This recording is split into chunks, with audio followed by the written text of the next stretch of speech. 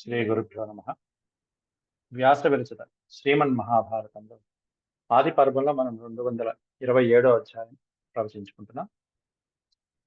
ఇందులో పాండవులు హస్తినాపురానికి రావడం, వాళ్ళకి ఎలా స్వాగతం లభించింది అనేటువంటిది నిన్నటి అధ్యాయంలో కొంత భాగం చూసుకున్నాం.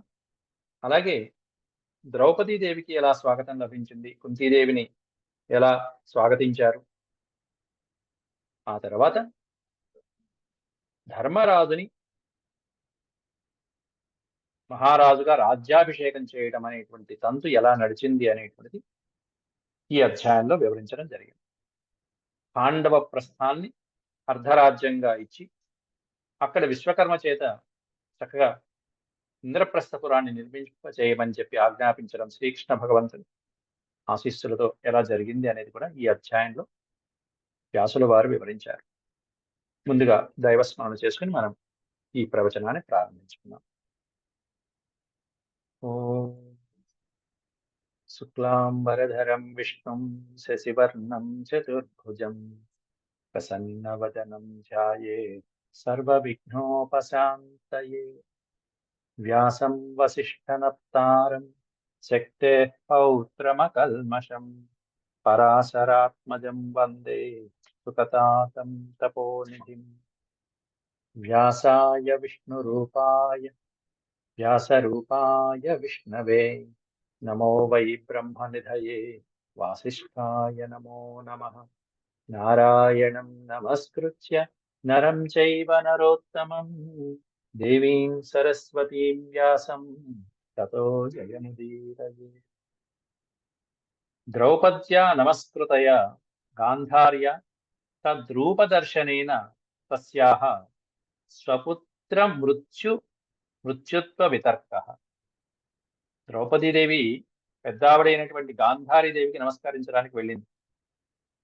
గాంధారీదేవి తన యొక్క గొప్పదనంతో, ఆవిడ అసలే కళ్ళకి గంతలు కట్టేసుకుని భర్త గుడ్డివాడు కాబట్టి తను కూడా ఎవరిని చూడలేదు.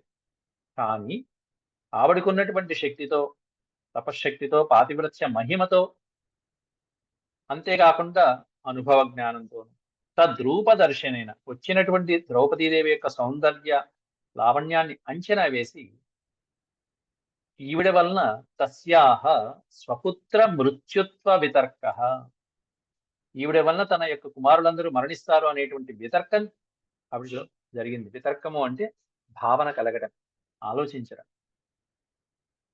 కౌరవుల మృత్యుదేవత ఈవిడే, కౌరవుల పాలిట మృత్యుదేవత ఈవిడే అనేటువంటిది ఆ భావన కలిగి వెంటనే పాండురాజు యొక్క అంతఃపుర భవనానికి కుంతీదేవిని, ద్రౌపదీదేవిని పిల్లలతో పాటుగా వెళ్ళమని పంపించేస్తుంది గాంధారి.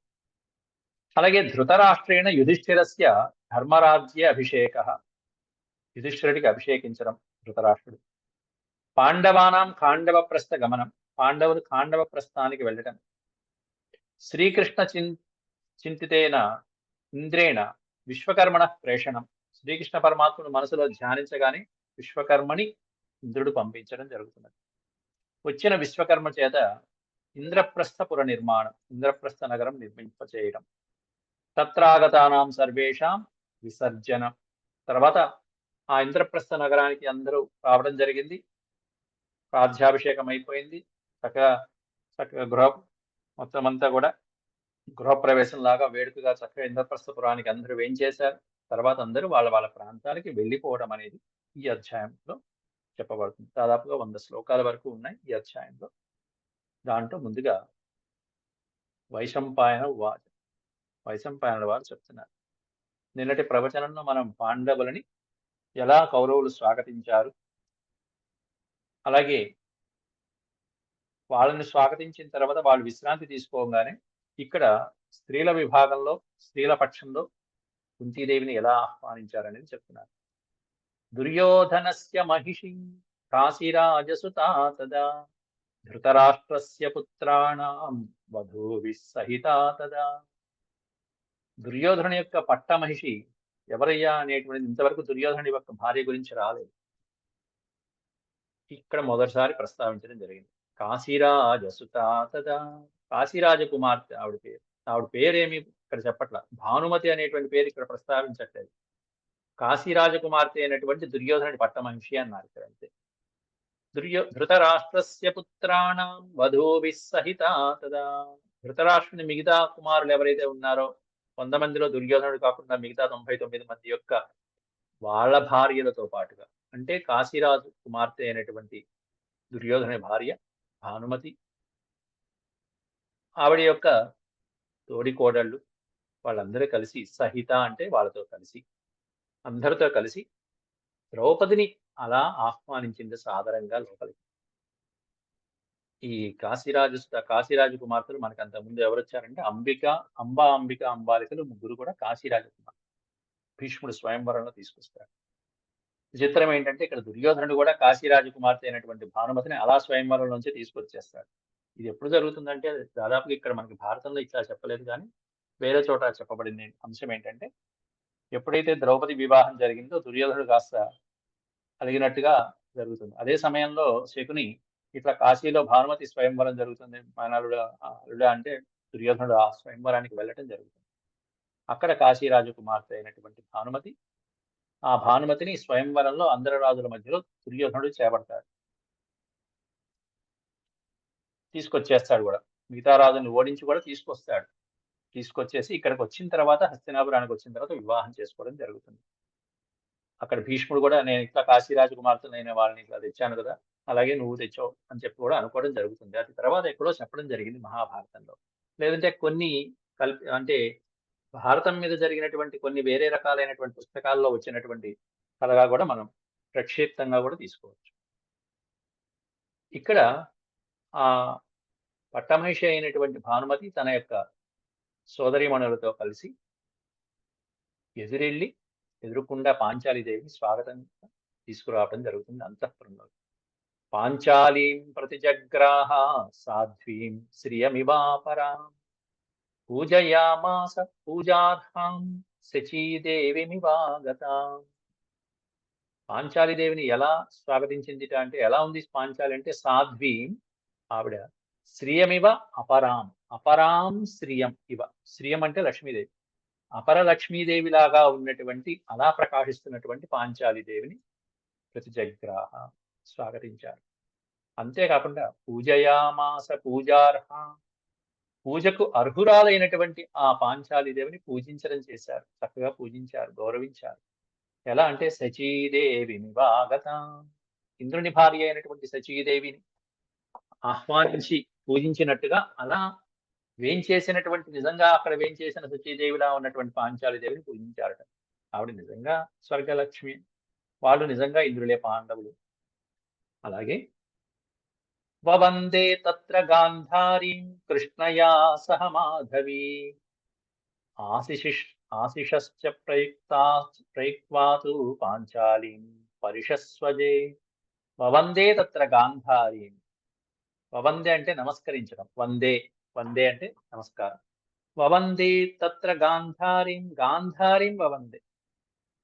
అక్కడ పెద్దావిడ అయినటువంటి గాంధారీదేవి దగ్గర కూడా వెళ్ళారు అందరూ కలిసి, కుంతీదేవి, ద్రౌపది, అలాగే ఇక్కడ కౌరవుల యొక్క భార్యలు. అక్కడికి వెళ్ళంగానే గాంధారీదేవికి నమస్కారం చేశారు. కృష్ణయా సహ మాధవి, మాధవి అనే పదానికి అర్థం కుంతీదేవి, పెద్ద ఆవిడైనటువంటి కుంతీదేవి కృష్ణయా సహ ద్రౌపదీదేవితో పాటుగా వెళ్ళి అక్కయ్య అంటూ ఆవిడికి నమస్కారం చేసింది కుంతీదేవి, అత్తగారు అంటూ ద్రౌపది నమస్కారం చేసింది. ఆవిడ ఆశీస్సులు తీసుకుంది. ఆశిషశ్చ ప్రయుక్త్వాతు, వాళ్ళకి చక్కగా ఆశీర్వచనాలు అందించి గాంధారి పాంచాలి పరిషస్వజే, పాంచాలిని ఒక్కసారి ఆలింగనం చేసుకుంది.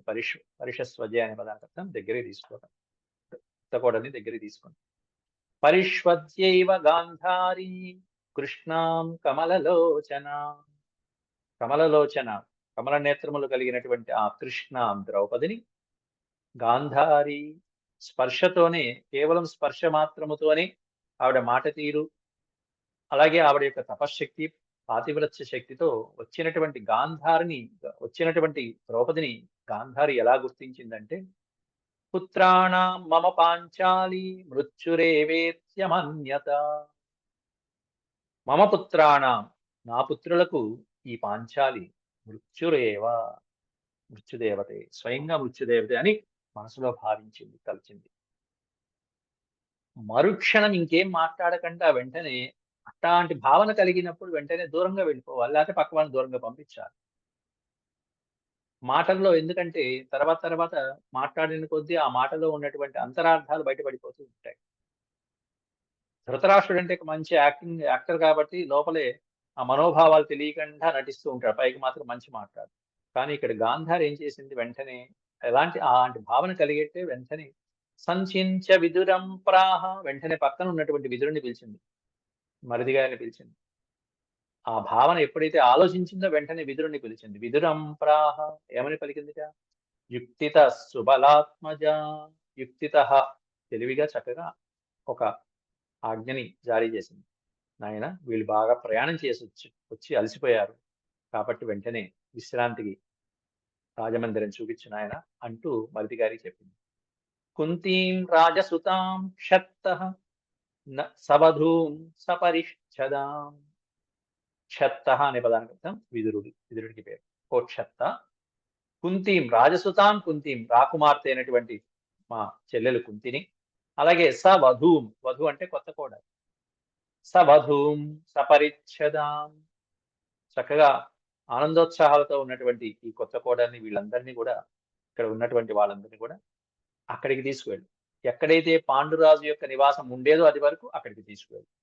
పాండోర్ నివేశనం శీఘ్రం నీయతాం యది రోచతే కరణేన ముహూర్తేన నక్షత్రేణ శుభే తిథౌ. మంచి సమయం చూసుకుని వెళ్ళు. ఎందుకంటే అక్కడ అది కూడా చెప్పింది. పాండు మహారాజు యొక్క నివేశనంలో అడుగుపెట్టి చాలా కాలమైంది, ఏళ్ళైపోయింది. కాబట్టి పాండవ మహారాజు అరణ్యాల్లోనే ఎక్కువ గడిపాడు. అక్కడే మాద్రి సహగమనం అయిపోయింది. కుంతీదేవి ఎప్పుడన్నా వచ్చేది, మదిగో మళ్ళీ ఇప్పుడే.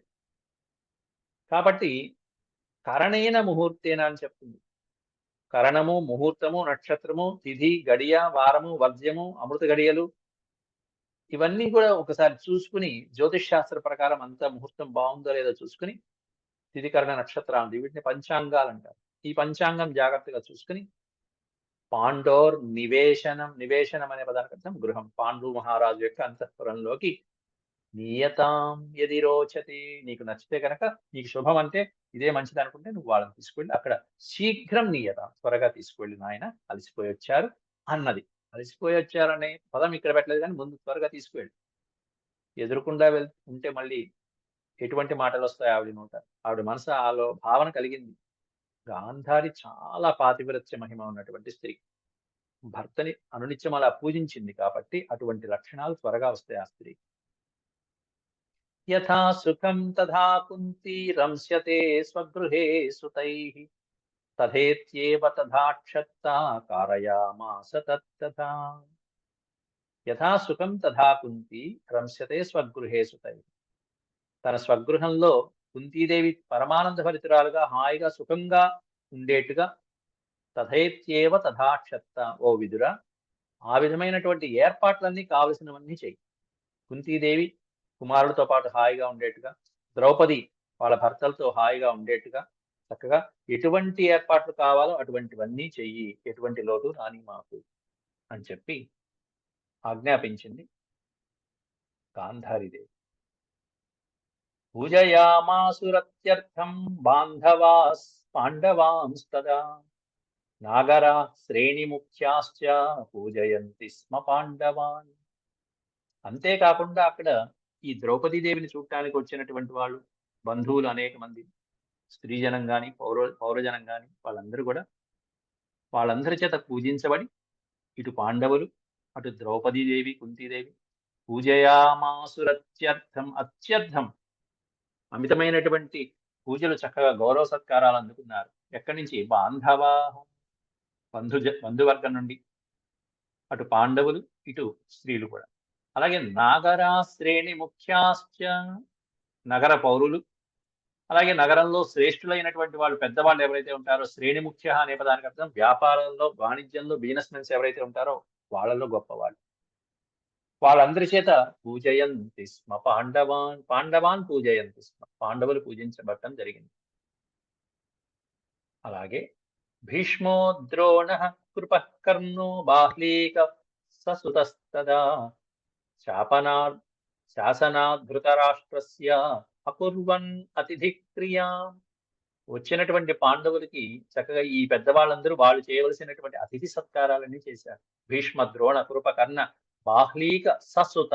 ససుత అంటే వాళ్ళు వాళ్ళ కుమారులతో పాటుగా ధృతరాష్ట్రుడి యొక్క శాసనంతో, ధృతరాష్ట్రుని యొక్క అనుజ్ఞతో అకుర్వన్ అతిథి సత్క్రియా, అతిథి మర్యాదలు ఏవైతే చేయవలసి ఉన్నాయో అవన్నీ కూడా చక్కగా జరిపించారు పాండవులు. ఒకళ్ళ తర్వాత ఒక్కొక్కళ్ళు ఆహ్వానం పలకడం, కుశల ప్రశ్నలు వేయటం. ఏవం విహరతాం తేషాం పాండవానాం మహాత్మనాం. ఈ విధంగా పాండవులు హాయిగా విహరించారు, హాయిగా గడిపారు కాసేపు ఇంతకాలం. నేతా సర్వస్య కార్యస్య విదురో రాజశాసనాత్.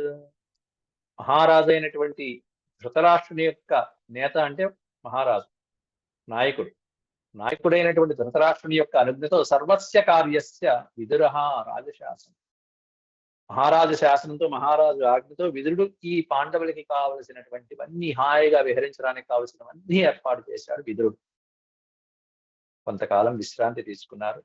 విశ్రాంతాస్తే మహాత్మానః కంచిత్ కాలం సకేశవా. సకేశవా పరమాత్ముడైనటువంటి కేశవుడితో పాటుగా శ్రీ శ్రీ కృష్ణ పరమాత్ముడితో పాటుగా పాండవులు హాయిగా విశ్రాంతి తీసుకున్నారు. అయితే విశ్రాంతి తీరిన తర్వాత కాస్త 2-3 రోజులు అయిన తర్వాత ఆహూత ధృతరాష్ట్రేణ రాజ్ఞా శాంతనవేన చ. శంతన మహారాజు యొక్క వంశంలో పుట్టినటువంటి వారు. శంతనేన ధృతరాష్ట్రేణ రాజ్ఞ శాంతనవేన చ. ధృతరాష్ట్రుని చేత భీష్ముడు మొదలైనటువంటి పెద్దవాళ్ళు వీళ్ళందరూ కూడా ఆహూత పిలువబడ్డారు. అక్కడ సమావేశం అయ్యారు. ఇప్పుడు ధర్మరాజుకి పట్టాభిషేకం చేయించాలి, అది ధృతరాష్ట్రుడు నిర్ణయం.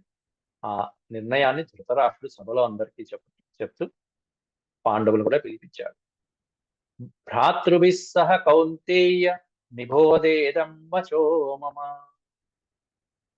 ఓ కౌంతేయ అంటే కుంతీనందన అంటూ ధర్మరాజుని సంబోధిస్తూ చెప్తున్నాడు ఈ వాచనాలు. భ్రాతృభిః సహ, నీ సోదరులైనటువంటి భీమ, అర్జున, నకుల సహదేవులతో పాటుగా ఓ కౌంతేయ, ఓ యుధిష్ఠిర, నిబోధేదం వచో మమ. మమ వచః, నా యొక్క వచనాలను జాగ్రత్తగా శ్రద్ధగా విను. నిబోధ అంటే ఆలకించు, చక్కగా శ్రద్ధగా విన్నాయన. పాండునా వర్జితం రాజ్యం పాండునా పాలితం జగత్. పాండునా అనే పదానికి అర్థం నా సోదరుడైనటువంటి పాండు మహారాజు వర్ధితం, పాండు మహారాజు చేత దినదిన ప్రవర్ధమానం చేయబడింది ఈ రాజ్యం. పాండునా పాలితం జగత్, ఈ జగత్తంతా పాండురాజు చేత పరిపాలించబడింది, మీ తండ్రి గారి చేత పరిపాలించబడింది. నేనేదో పెద్దవాణ్ణి, అలా గౌరవ ప్రకారం నన్ను నుంచోబెట్టాడు, నా శాసనంతో అంతా పరిపాలించాడు పాండురాజు.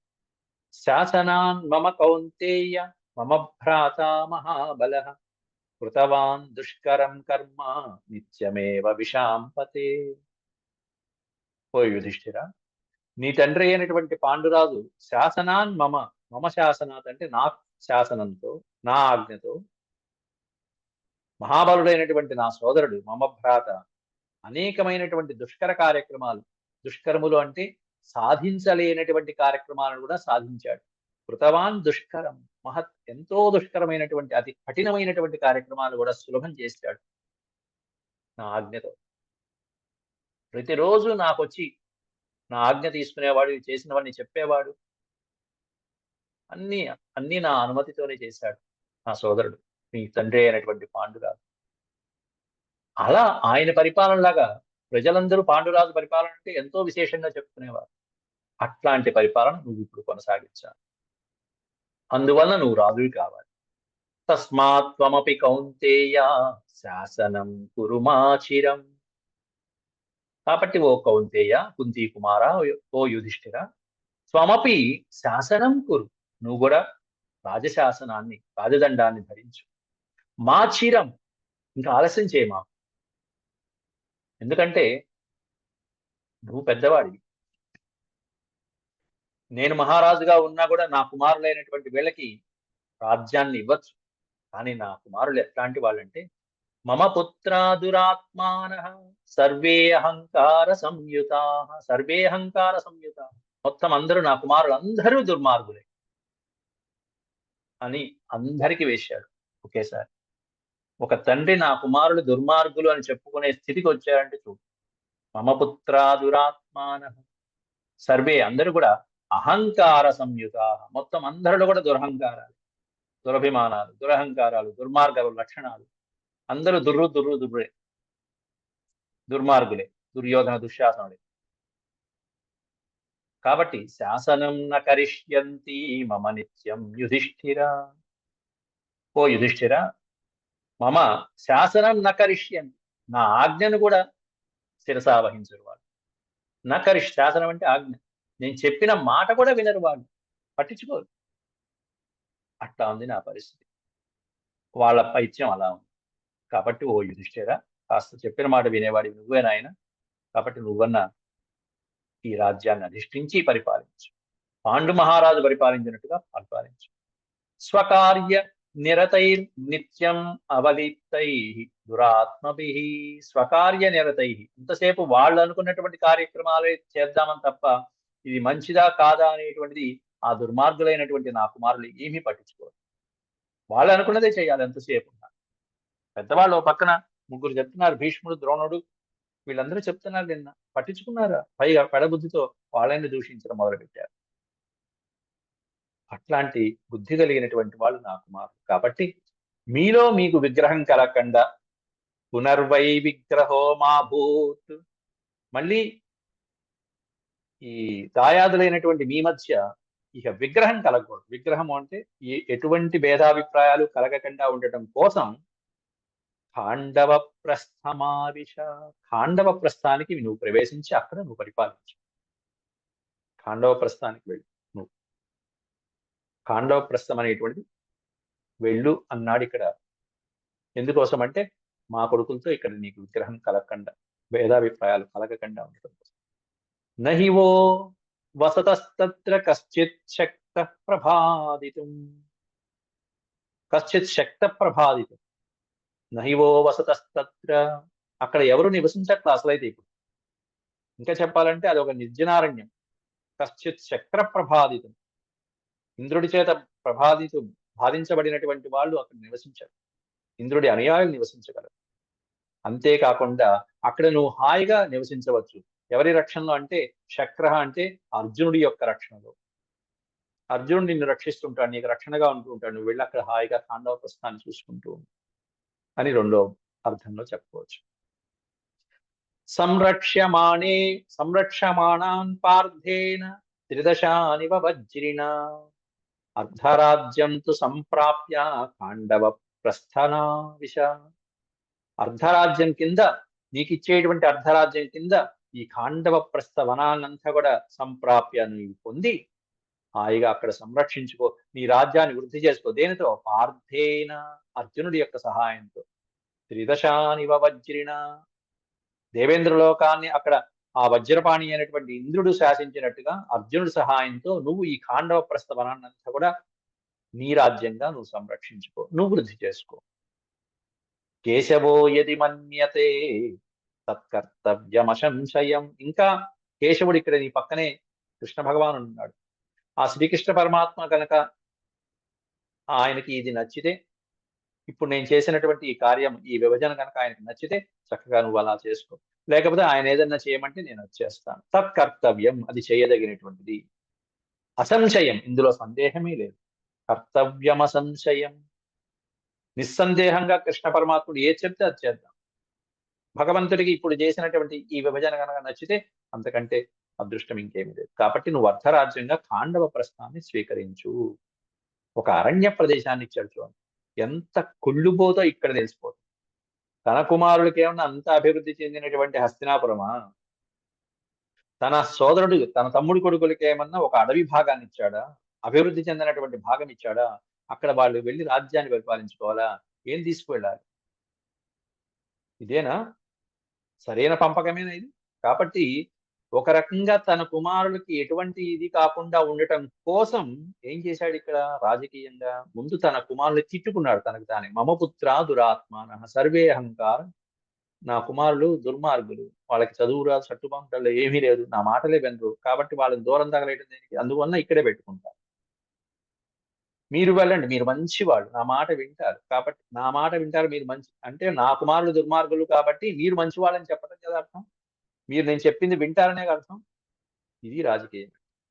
కాబట్టి ఓ యుధిష్ఠిరా, మీరు మంచి వాళ్ళయ్యా, నేను చెప్పిన మాట వింటారు, మీరు ఖాండవ ప్రస్థానికి వెళ్ళండి అనగానే తర్వాత ఇంకేం చెప్తాం? అది కాదు పెదనాన్న, మాకు ఇది అట్లా ఈ హస్తినాపురమే రెండుగా చేసుకుంటాం అనొచ్చుగా. కానీ యుధిష్ఠిరుడు ఒక్క మాట కూడా అనలేదు. ఈ హస్తినాపురంనే కొంచెం విభజించుకోండి, ఎందుకు అంత మూలకి అరణ్యాలు పైగా ఇచ్చే ప్రదేశం. ఇట్లా విభజించాడు తెలివిగా ధృతరాష్ట్రుడు. గుడ్డివాడైన చూసారా ఎన్ని తెలివితేటలు. అందుకే ఆయన ప్రజ్ఞా చక్షువు అంటారు. ఆయన చక్షువులు ఏమిటో కాదు, ఆయన తెలివితేటలే. ఇలాంటి రాజకీయ తెలివితేటలు అన్నీ ఉన్నాయి ధృతరాష్ట్రుడికి. అలాగే అక్కడికి వెళ్ళి నువ్వు రక్షించుకోండి, మీరు అర్ధరాజ్యం పరిపాలించుకోండి అని చెప్పారు. కానీ శ్రీకృష్ణ పరమాత్ముడు ఆయన దగ్గర యుధిష్ఠిరుడి వెనకాల ఉన్నాడు కాబట్టి ధర్మం ఎక్కడ ఉంటే కృష్ణుడు అక్కడ ఉంటాడు, కృష్ణుడు ఎక్కడ ఉంటే జయం అక్కడ కలుగుతుంది. కాబట్టి యుధిష్ఠిరుడు ధర్మాత్ముడు, ఆయన వెనకాల కృష్ణ పరమాత్ముడు, కాబట్టి వాళ్ళకంతా మంచే జరిగింది. శ్రీకృష్ణ పరమాత్ముడు కూడా పోనీ ఏమైనా ఇచ్చేసాడా, దానికి ఆక్షేపించాడు అంటే ఆహా. ప్రతిగృహ్యతు తద్వాక్యం నృపం సర్వే ప్రణమ్య చ వాసుదేవేన సమ్మంత్ర్య పాండవా సముపావిశన్. తద్వాక్యం ప్రతిగృహ్య, ధృతరాష్ట్రుడు చెప్పినటువంటి ఆ వాక్యాన్ని స్వీకరించి సర్వే ప్రణమ్య, అందరూ నమస్కారం చేశారట మహారాజుకి. ఆహా, ఏం భిక్షపడేశాడు అనుకున్నారు. సర్వే ప్రణమ్య, అందరూ నమస్కారం చేశారు. పాండవులందరూ కూడా ధర్మరాజు దగ్గర నుంచి అందరూ నమస్కారం చేసి మహారాజు మాకు అర్ధరాజ్యం ఇచ్చాడని సంతోషపడ్డారే కానీ అరణ్యాన్ని ఇచ్చారని బాధపడటం కాదు. అర్ధరాజ్యం ఇచ్చారు, గౌరవించారు. ఇదంతా వాసుదేవేన సమ్మంత్ర్య అన్నారు. సమ్మంత్ర్య అంటే చర్చించి, భగవత్ స్వరూపుడైన శ్రీకృష్ణ పరమాత్ముని యొక్క ఆజ్ఞ తీసుకుని ఆయనతో సంప్రదించి, కృష్ణ ఏమంటావు కృష్ణ, పర్వాలేదా అంటే అంతా మన మంచిగానైనా తీసుకోండి అన్నారు ఆయన. కృష్ణ పరమాత్ముడు ఆశీర్వదించిన తర్వాత ఇక అరణ్యమైనా సరే అది అయోధ్య కిందే లెక్క. సుమిత్ర అంటుంది లక్ష్మణుడితో, వెళ్ళిరా నాయన, ఆ అరణ్యమే నీకు అయోధ్య రేపటి నుంచి అని చెప్పి చక్కటి శ్లోకం చెప్తుంది అక్కడ. ఆ రాముడే నీకు తండ్రి దశరథుడు లాంటి వాడు, ఆ లక్ష్మీదేవే సీతాదేవి అంటూ నన్ను సీతాదేవిగా భావించు, రాముణ్ణి దశరథుడిగా భావించు, అడవిని అయోధ్యగా భావించు అని చెప్పి అద్భుతమైనటువంటి శ్లోక వాక్యాన్ని రామాయణంలో సుమిత్ర లక్ష్మణుడు అరణ్యాలకు వెళ్ళే సందర్భంలో చెప్తుంది. రామం దశరథం విద్ధి మాం విద్ధి జనకాత్మజాం అయోధ్యాం అటవీం విద్ధి గచ్చ తాత యథాసుఖం. బంగారం లాంటి పద్యం అది. ఎంత బాగుంటుందో, ఎంత అంతరార్థం ఉంటుందో దాంట్లో ఆ పద్యంలో. రామం దశరథం విద్ధి, రాముణ్ణి నువ్వు దశరథుడిగా భావించు, నీ తండ్రిగా భావించు, రాముణ్ణి రాముడిగా కాదు నీ తండ్రిగా పూజించు. మాం విద్ధి జనకాత్మజం, తల్లి దూరంగా ఉంది అనుకో మాకు, జనకాత్మజ అయినటువంటి సీతలో కన్ను చూసుకో అంటూ తల్లి లక్ష్మణుడికి బోధిస్తుంది. అరణ్యాం అటవీం విద్ధి, ఆ అరణ్యమే నీకు అయోధ్య అటవీం విద్ధి గచ్చ తాత యథాసుఖం. హాయిగా నువ్వు వెళ్ళిరా నాయన, సందేహించు మాకు అని ఏ తల్లైనా అసలు పంపిస్తుందా? నువ్వెందుకు అరణ్యాలకి వెళ్ళవలసింది రాముడు కదా, కైకేయి కోరుకుంది లక్ష్మణుడిని వెళ్ళమనే కాదుగా, రాముడి కదా 14 సంవత్సరాలు, మరి నువ్వెందుకు వెళ్తావురా అని ఏ తల్లైనా అంటుంది. కానీ అక్కడ సుమిత్ర చెప్పినటువంటి వచనాలు చూసారా, ఎంత ఆదర్శవంతమైనటువంటి వచనాలు ఏ తల్లికైనా ఏ స్త్రీకైనా. మరి దాంట్లో ఇంకొక అంతరార్థం ఏంటంటే ఆ శ్లోకంలో దశరథం అనే పదానికి అర్థం ఏంటంటే, దశము అంటే పక్షి, పక్షిని వాహనంగా కలిగినటువంటి వాడు అని అర్థం. దశరథుడు అంటే, దశరథి అంటే పక్షిని వాహనంగా కలిగిన వారు ఎవరు? విష్ణుమూర్తి. గరుత్మంతుని వాహనంగా కలిగిన వాడు విష్ణుమూర్తి. రామం దశరథం విద్ధి, గరుత్మంతుని వాహనంగా కలిగినటువంటి వాడుగా రాముణ్ణి గుర్తించు అని అర్థం. అంటే రాముణ్ణి సాక్షాత్తు విష్ణుమూర్తిగా నువ్వు గుర్తించు. మాం విద్ధి జనకాత్మజాం అని చెప్పారు. మాం అనే పదానికి అర్థం లక్ష్మీదేవి అని అర్థం. సీతను ఎవరుగా భావిస్తావో ఎవరో కాదయ్యా, సాక్షాత్తు లక్ష్మీదేవే సీతాదేవి అని చెప్పడం అంతరా. రాముడు విష్ణుమూర్తి అయినప్పుడు సీత లక్ష్మీదేవి కాక ఇంకెవరవుతారు? మాం విద్ధి జనకాత్మజ అయోధ్యామటవీం విద్ధి. అది అడవి అనుకునేవు, అది అయోధ్య. అయోధ్య అనే పదానికి అర్థం ఏంటంటే వైకుంఠము అని ఇంకొక అర్థం. సీత అలాగే ఇక్కడ లక్ష్మీనారాయణులు ఎక్కడ ఉంటారో అదే వైకుంఠం. అయోధ్యలో ఉంటే అది వైకుంఠం, అరణ్యంలో ఉంటే అదే వైకుంఠం. కాబట్టి అయోధ్యామటవీం విద్ధి గచ్చతా యథాసుఖం. కాబట్టి ఇంకా సందేహిస్తావేంటి లక్ష్మణ, వెళ్ళిరా పో, సేవ చేసుకోపో, అన్నగారి సేవ చేసుకోపో అంటూ చెప్పి పంపించింది అక్కడ.